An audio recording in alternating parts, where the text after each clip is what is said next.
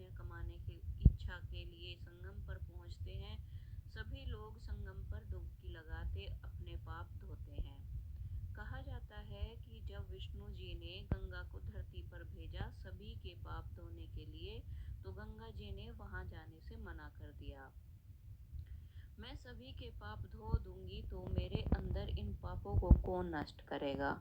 तो तब विष्णु जी ने कहा, जितने भी धरती पर तपस्वी साधु संत हैं, वो सब जब तुम्हारे पास आएंगे, तुम्हारे जल से स्नान करेंगे, तो तुम्हारे पाप सब नष्ट हो जाएंगे।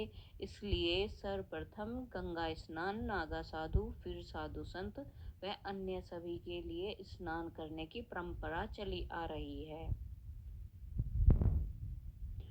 और भी बहुत सारी मान्यताएं इस कथा पर वर्णित की गई हैं।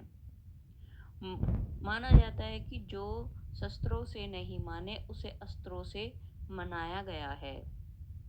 आदि शंकराचार्य ने अखाड़ों की शुरुआत की। आदि शंकराचार्य का जीवन 8वीं और 9वीं सदी में था। अखाड़ों की स्थापना के बारे में तरह तरह की कहानियां और दावे हैं, लेकिन पुख्ता तौर पर कुछ कहना मुश्किल है।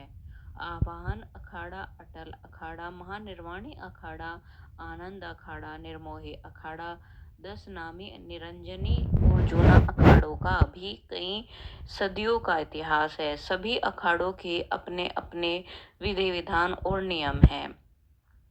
मोटे तौर पर 13 अखाड़े 3 समूहों में बटे हुए हैं।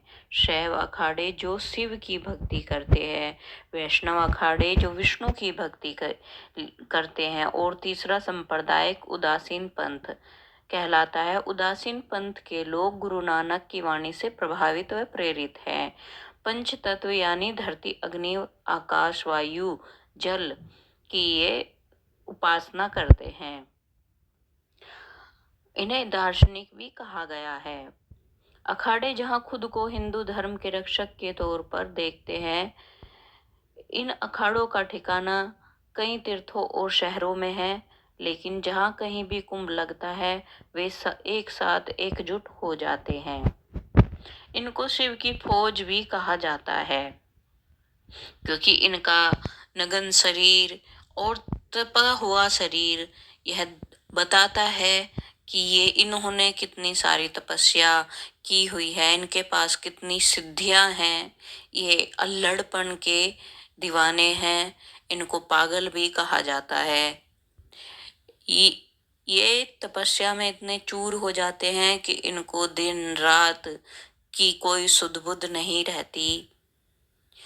और इनके दर्शन साल में जब कुंभ लगता है, अर्ध कुंभ लगता हो, महाकुंभ लगता हो, कोई भी कुंभ लगता है, या किसी तीर्थ स्थल पर कहीं ना कहीं गुफाओं में, पर्वतों पर ये लोग तपस्या करते मिल जाते हैं।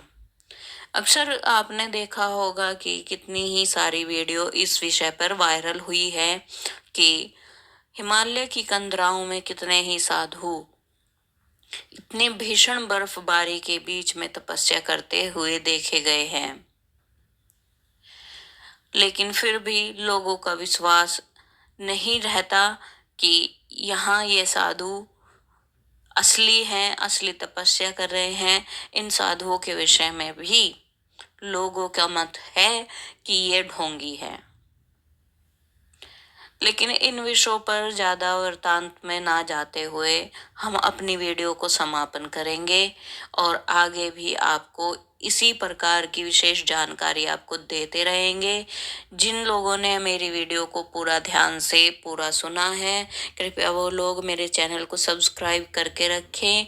हम आपके लिए फिर से कोई नई वीडियो, नई जानकारी लेकर के आएंगे। धन्यवाद।